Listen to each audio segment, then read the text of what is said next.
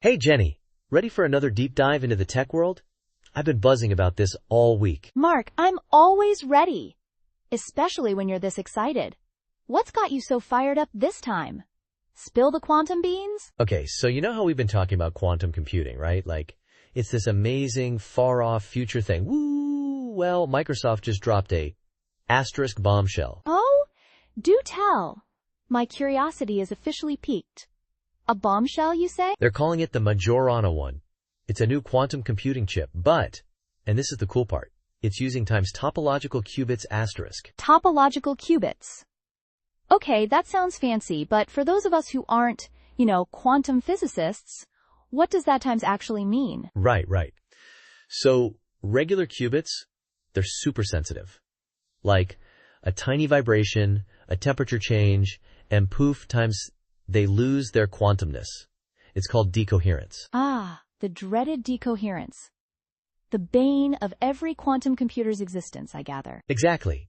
But topological qubits? They're different.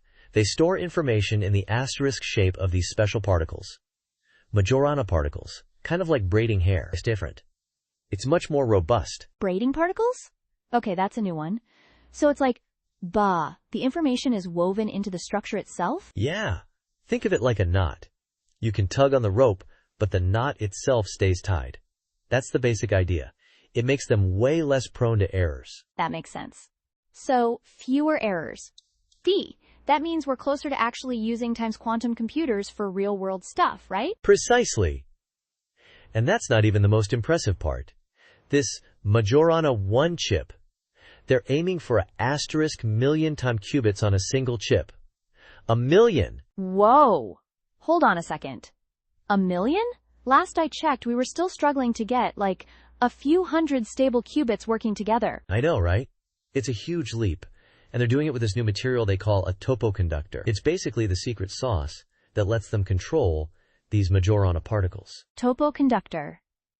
I'm sensing a theme here.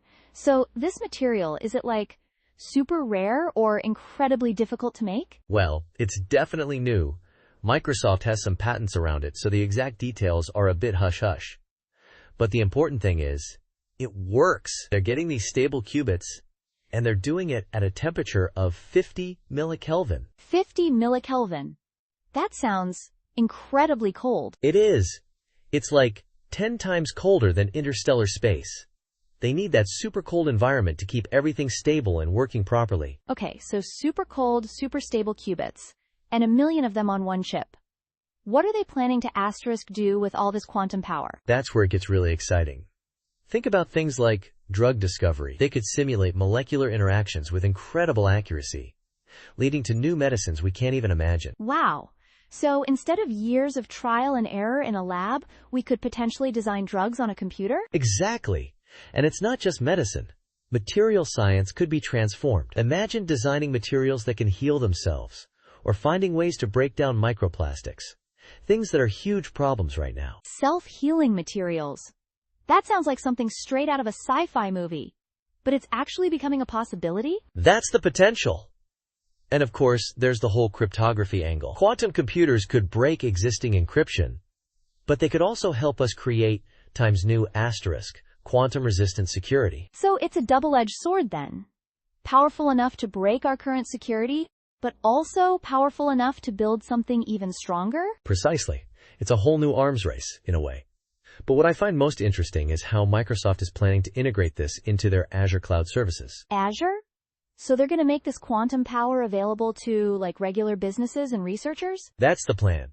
They're talking about commercial viability in the 2027 to 2029 timeframe. It's not tomorrow, but it's a lot closer than a lot of people expected. That's pretty ambitious. I mean, it's one thing to build a breakthrough chip in a lab, and another to make it a reliable, commercially available service. Oh, for sure. There are definitely skeptics. Some experts are saying, show us the peer-reviewed evidence. They want to see more proof that this multi-qubit functionality is really working. That's fair. It's a huge claim, and extraordinary claims require extraordinary evidence, as they say. Totally. But even with the skepticism, it's hard to deny that this is a significant step. It's a completely different approach to quantum computing, and it seems to be addressing some of the biggest hurdles. So what's the takeaway here, Mark? Are we on the verge of a quantum revolution, or is this more of a quantum evolution? I'd say it's a quantum time sleep asterisk, Jenny. Maybe not a full-blown revolution time yet asterisk, but a definite leap forward. It's going to be fascinating to see how this develops in the next few years. I agree. It's definitely something to keep a close eye on. Thanks for breaking it all down, Mark.